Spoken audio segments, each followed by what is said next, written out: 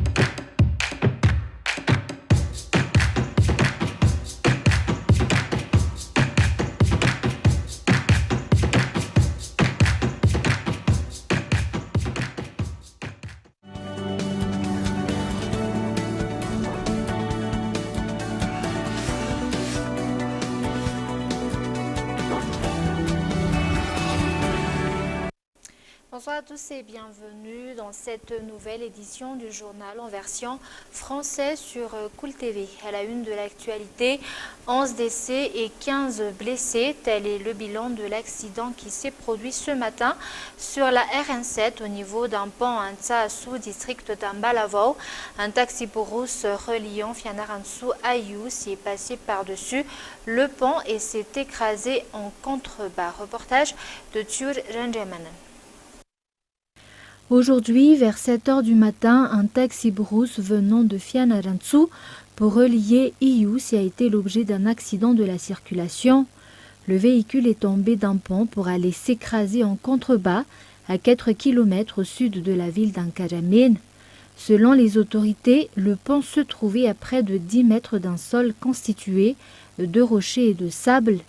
Le bilan s'élève à 11 décès, dont un enfant, que ce soit sur place ou des suites des blessures causées par l'accident. Les causes de l'accident n'ont pas encore été déterminées. Le chauffeur du taxi brousse a survécu. Selon les autorités, aucun autre véhicule n'a été impliqué dans l'accident. 12 des 15 blessés ont été évacués au CHU Tamboubé de Fianarantsoa pour les plus graves. Les 3 autres ont été pris en charge au CSB2 d'Ankaramene. Toujours selon les autorités locales, les familles de certaines victimes sont déjà sur place. C'est le deuxième accident en 3 semaines à faire plus de 10 morts sur la route nationale 7, malgré les mesures déjà prises par les autorités pour sensibiliser les chauffeurs ou encore le contrôle des véhicules avant leur départ de la gare routière. Et comme annoncé dans les titres, Madagascar comptabilise désormais 3 points dans le groupe J. Dans le cadre des éliminatoires de la Coupe du Monde de 2022, les Barrés se sont imposés à 1-0 face aux Léopards de la République démocratique du Congo hier, lors du match retour durant la 4e journée des éliminatoires. Les détails dans ce reportage de Tjur Ranjamanan. Les Barrés ressortent victorieux de leur confrontation avec les Léopards de la RDC en marquant le seul but de la rencontre à la 2e minute de jeu grâce à Ndzi Malal. Ce match qui les a opposés au RD Congo est la première victoire remportée par Madagascar dans le cadre de la 4e journée des éliminatoires pour la Coupe du Monde de 2022.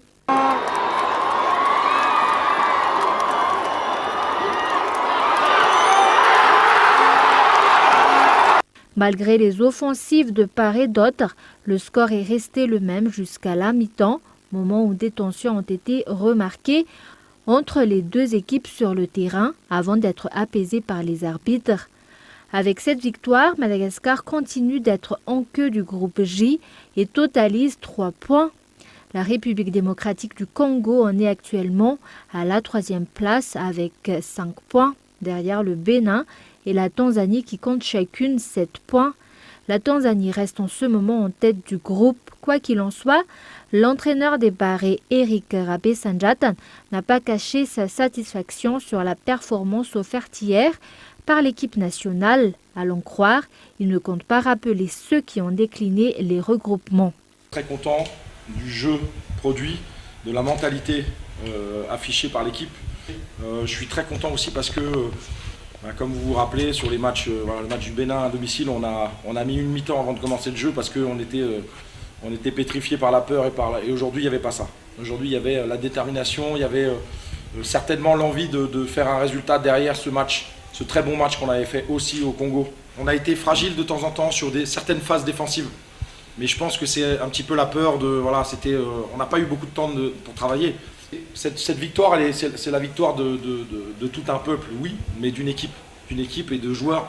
C'est pas seulement les 11, c'est toute l'équipe qui a gagné ce match aujourd'hui. Et c'est pour ça que je suis très content. Avant ce rassemblement, on a essayé de contacter des joueurs qui n'étaient pas intéressés pour jouer avec Madagascar. Aujourd'hui, Madagascar a gagné.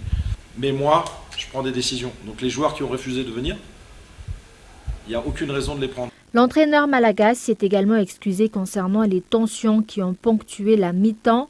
Par ailleurs, il s'est exprimé sur les performances de Mathias Rangiamami, titularisé gardien pour la première fois sous le drapeau malagasy lors du match d'hier. On fera des bilans à chaque fois qu'il y aura des prestations. Il a encore beaucoup à travailler, les dégagements, être un peu plus serein. Il a aussi besoin de jouer en club parce que pour l'instant il ne joue pas beaucoup en club. Donc à un moment donné ça peut être un frein aussi. Donc c'est pour ça qu'il faut essayer de trouver un équilibre. Moi j'appellerais les coachs au Paris Saint-Germain, mais c'est un équilibre à avoir. Donc c'est plein de choses à mettre en place, mais aujourd'hui, on peut s'appuyer sur une victoire. C'est très important. Un espoir tenu renaît donc pour Madagascar qui doit affronter le Bénin et la Tanzanie le 11 et le 14 novembre.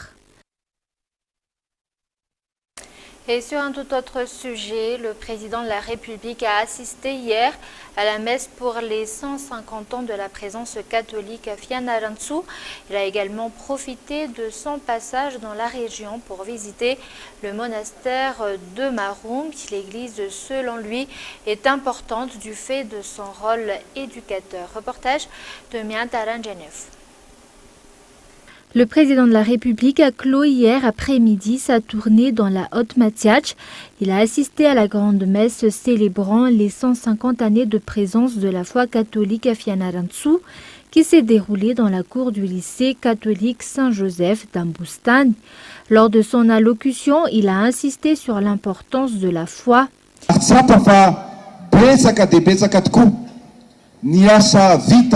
Nous avons conscience que beaucoup reste à faire. L'Église joue un grand rôle dans l'éducation spirituelle et religieuse, mais ne s'arrête pas là.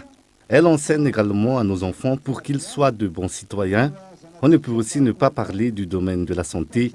L'Église tient beaucoup de dispensaires et d'hôpitaux à Fianarantsoa. Il y a également les actions de développement. Il a également fait part de futurs soutiens matériels. Centre culturel et pédagogique.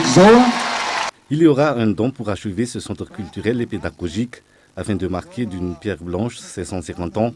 Il ne s'agira pas seulement de terminer les bâtiments, mais aussi d'équiper le centre pour qu'il forme les jeunes. Culturel, pédagogique et formation, Zayatoa, merci de ces eaux. Après avoir assisté à cette grande messe, le président de la République a visité le monastère de Marumbi. Présent à Fianarantsoa depuis 150 ans, la foi catholique compte 1 200 000 fidèles, le seul archidiocèse de Fianarantsoa. Les célébrations de cette année se sont tenues sous le thème du baptême qui rapproche de Jésus. Pour rappel, la première messe a été célébrée pour la première fois à Fianarantsoa le 8 octobre 1871 par le père Marc Finaz à Ambustani. Depuis, l'Église catholique n'a cessé de s'y épanouir. Outre l'éducation religieuse, elle participe activement à des actions sociales. Et les organisations de la société civile se préparent actuellement à l'élection ou à la désignation des membres du nouveau bureau permanent de l'ACENI. Ces organisations attendent par ailleurs l'appel de l'ACENI afin de mettre sur pied la commission ad hoc. Reportage de Miantaran Genève. Début octobre, la société civile a été invitée à avancer ses représentants pour constituer le nouveau bureau permanent de la CENI. La société civile commence actuellement à s'organiser. Il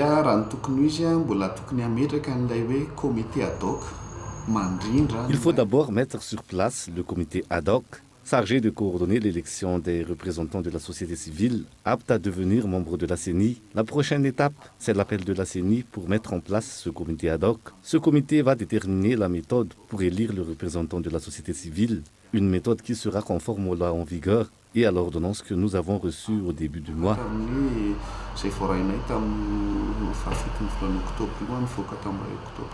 La société civile attend alors l'invitation de la CENI concernant la constitution de ce comité qui permettra de déterminer les représentants de la société civile, ces derniers tenant une place capitale lors des futures élections qui se tiendront. On sait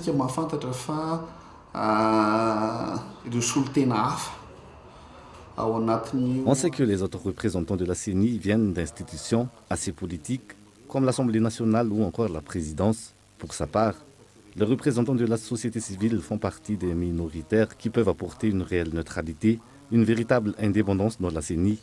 Leur présence est importante car elle garantit plus d'indépendance vis-à-vis du pouvoir en place.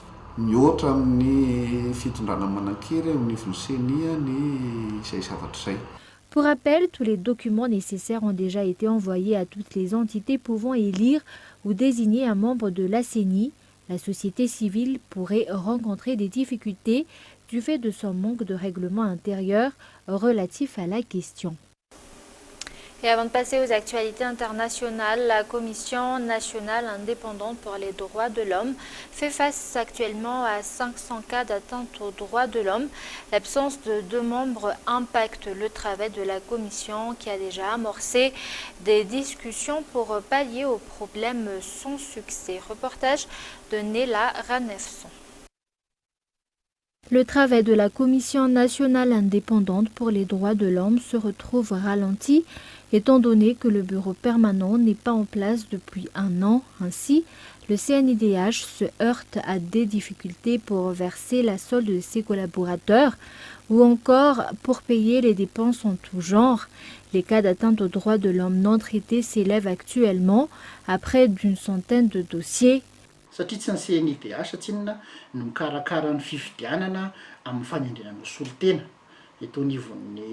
Les élections ne sont pas centralisées par la CNIDH. Tous les organismes qui doivent désigner un représentant le font de leur côté, à savoir les enseignants-chercheurs, le Parlement, l'Ordre des avocats et des journalistes. Le gouvernement a également désigné son représentant, qui n'a pas de mandat délibératif, mais consultatif.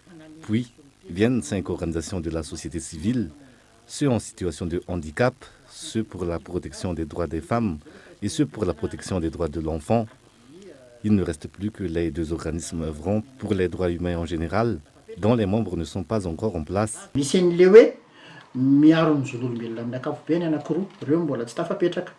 Bien que le bureau permanent ait été mis sur pied, l'absence de membres ralentit la CNIDH. Des discussions ont été amorcées pour l'élection des 2 membres manquants, mais l'issue n'a pas encore été trouvée. Le traitement des plaintes dépend des membres, parce qu'ils sont les seuls habilités par la loi à les prendre en charge. Nous avons actuellement près de 500 plaintes durant cette année d'inactivité. Rappelons qu'elle n'a travaillé que vers le mois de juillet. Les plaintes non traitées s'élèvent à près d'une centaine. Nous rattrapons actuellement notre retard.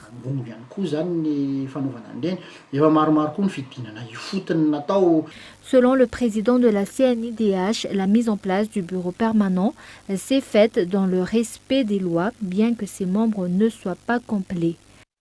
Et actualité internationale pour clore ce journal. Les habitants de Sydney sont sortis lundi 11 octobre de près de 4 mois d'un confinement strict décrété dans la plus grande ville d'Australie pour faire barrage à l'épidémie de Covid-19. Reportage de France 24. Certains n'ont même pas attendu leur réveil. Il est minuit 1 à Sydney et dans ce bar de la ville, les clients sont déjà là. Ils profitent d'une bière après 106 jours consécutifs de confinement. Ce fut 100 jours de sang, de sueur et sans bière. C'est un grand jour pour notre État et à tout le monde en Nouvelle-Galles du Sud. Vous l'avez bien mérité. Idem ici, dans cette salle de sport, qui a rouvert en pleine nuit. Il y a tellement d'énergie, tellement de joie à être de retour. Ça fait du bien d'avoir retrouvé un peu de liberté. Les bars, les cafés, les restaurants, mais aussi les coiffeurs, les salons de beauté sont de nouveau accessibles pour les Australiens qui sont vaccinés. La Nouvelle-Galles du Sud est le premier État australien à être déconfiné parce que le nombre d'infections baisse, mais surtout parce que plus de 70% de la population âgée de plus de 16 ans est vaccinée.